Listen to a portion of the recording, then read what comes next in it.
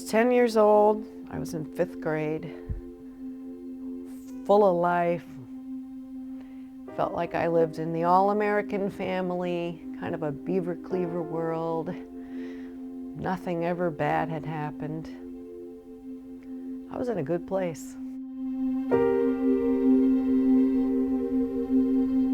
After we were told by my 5th grade teacher, Mr. Winslow, at the Yarmouth Intermediate School, that President Kennedy had been shot. I didn't know yet that he had died. I think it was pretty immediate that they grouped us all together and said, we're closing the schools early. We want you to go home and be with your families and be safe. I remember specifically the walk home from school. We always had this neighborhood gang that would walk home together, and usually we're like pushing each other and, you know, that kind of thing. There was dead silence on the way home that day, except for the fact that you could hear our boots crunching on this snow because it had snowed and then it had rained and frozen on top. So there was this crust on the top, and all you could hear was this crunching of boots. And I still can hear that sound when I think about it. It was incredible. Just crunch, crunch, no talking, no fooling around. And I was trying really hard not to cry. You know, I was kind of alone with my thoughts. There were people around me, but I was in my own little place. And as soon as I got home, I ran right up to my room and just bawled for a really long time. It just totally ripped me apart. We all became glued to the TV for the next 2 days. And I was watching TV when they were going to move Lee Harvey Oswald to the prison or wherever his next place was going to be. And he got shot in the stomach by Jack Ruby, and I witnessed that live on TV. That's when I went up to my room. I said, oh my God, I can't, what's going on?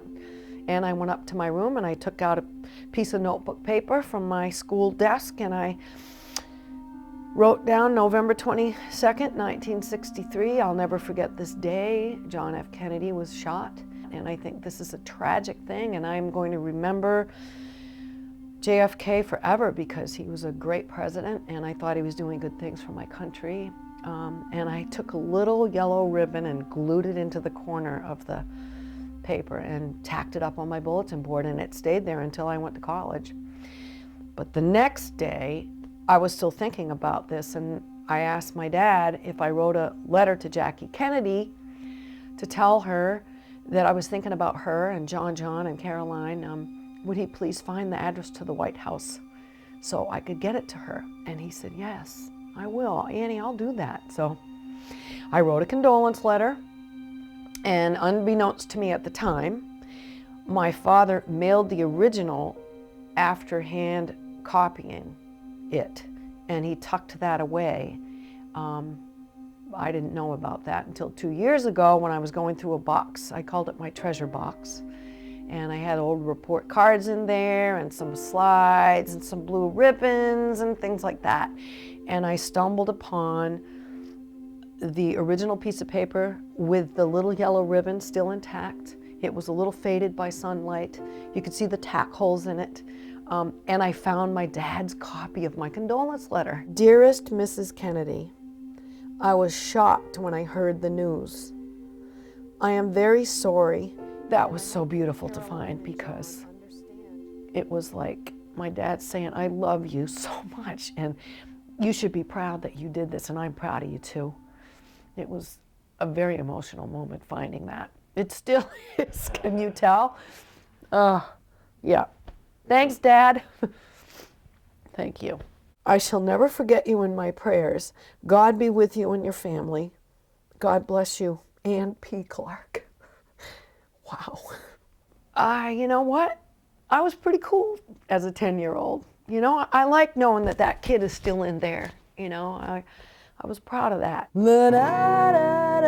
But then the singer-songwriter in me started to speak, and it said, you know, you got to write a song about this. When we left school on that day, the world felt different as we walked away.